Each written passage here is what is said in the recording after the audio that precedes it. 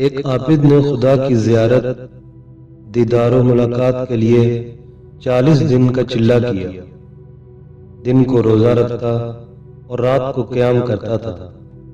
اعتکاف کی وجہ سے خدا کی مخلوق سے یکسر کٹا ہوا تھا اور اس کا سارا وقت آہ و زاری اور راز و نیاز میں گزرتا تھا۔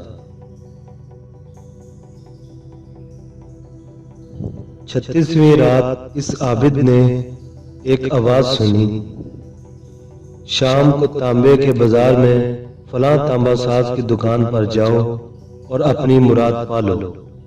عابد مقررہ وقت سے پہلے پہنچ گیا اور مارکیٹ کی گلیوں میں تانبا ساز کی اس دکان کو ڈھونڈنے لگا۔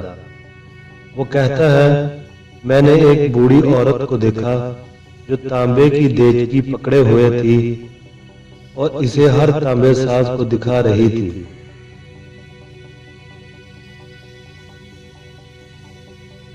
وہ اسے بیچنا چاہتی تھی۔ وہ جس تانبا ساز کو دیگچی دکھاتی وہ اسے تول کر کہتا 4 ریال ملیں گے۔ بڑھیا کہتی 6 ریال میں بیچوں گی۔ کوئی تانبا ساز اسے 4 ریال سے زیادہ دینے کو تیار نہ تھا۔ آخرکار وہ بڑھیا ایک تانبا ساز کے پاس پہنچی۔ تانبا ساز اپنے کام میں مصروف تھا۔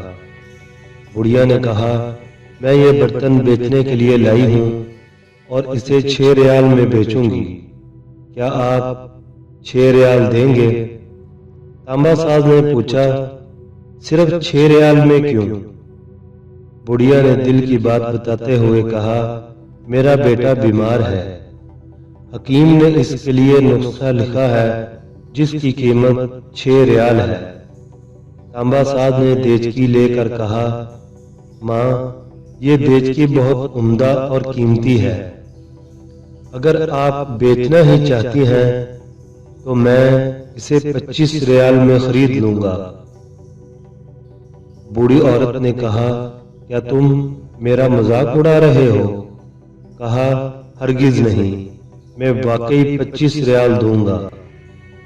یہ کہہ کر اس نے برتن لیا اور بوڑھی عورت کے ہاتھ میں 25 ریال رکھ دیے۔ بوڑھی عورت بہت حیران ہوئی اور دعا دیتی جلدی سے اپنے گھر کی طرف چل پڑی۔ عابد کہتا ہے، میں یہ سارا ماجرا دیکھ رہا تھا۔ جب وہ بڑھیا چلی گئی تو میں نے تانبے کی دکان والے سے کہا، چچا، لگتا ہے آپ کو کاروبار نہیں آتا۔ بازار میں کم و بیش سبھی تانبے والے اس دیچکی کو تولتے تھے اور 4 ریال سے زیادہ کسی نے اس کی قیمت نہیں لگائی اور آپ نے 25 ریال میں اسے خریدا ہے۔ بوڑھے تانبا ساز نے کہا، میں نے برتن نہیں خریدا، میں نے اس کے بچے کا نسخہ خریدنے کے لیے اسے پیسے دیے ہیں۔ میں نے 1 ہفتے تک اس کے بیمار بچے کی دیکھ بھال کے لیے پیسے دیے ہیں۔ میں نے اسے اس لیے یہ قیمت دی کہ گھر کا باقی سامان بیچنے کی نوبت نہ آئے۔ عابد کہتا ہے، میں سوچتا اور اس کو دیکھتا رہ گیا۔ اتنے میں غیبی آواز آئی، چلہ کشی سے کوئی میری زیارت کا شرف حاصل نہیں کر سکتا، گرتوں کو تھامو اور غریب کا ہاتھ پکڑو، ہم خود تمہارے پاس چل کر آئیں گے۔ اللہ کریم ہمیں سمجھ اور خلوص نیتی کے ساتھ عمل کی توفیق عطا فرمائے اور بھلائی کا عمل اپنے ارد گرد سے کرنا چاہیے۔ وما توفیقی الا باللہ۔